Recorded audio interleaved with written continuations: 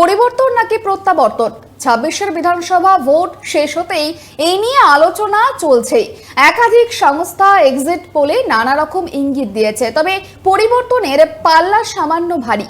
এসব উড়িয়ে অবশ্য চতুর্থবার বড়সড় ব্যবধানে জয় নিয়ে আত্মবিশ্বাসী মমতা বন্দ্যোপাধ্যায়।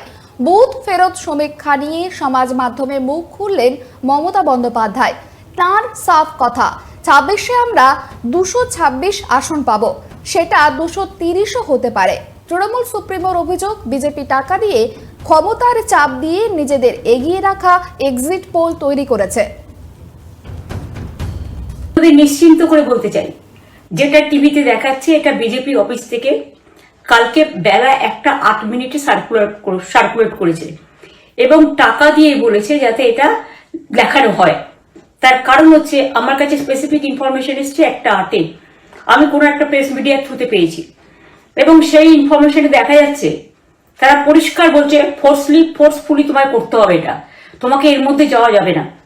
কারণটা আসলে জানেন আপনারা, আমরা 230ও পেয়ে যেতে পারি, 226 ক্রস করবো 2026-এ।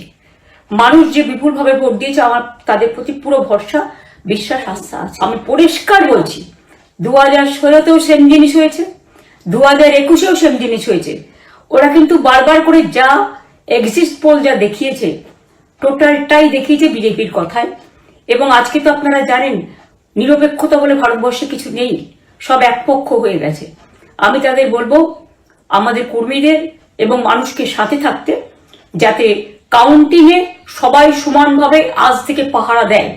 দরকার হলে আমিও আমার এলাকায় পাহারা দিতে নামবো এবং আমি সব 294টির কেন্দ্রে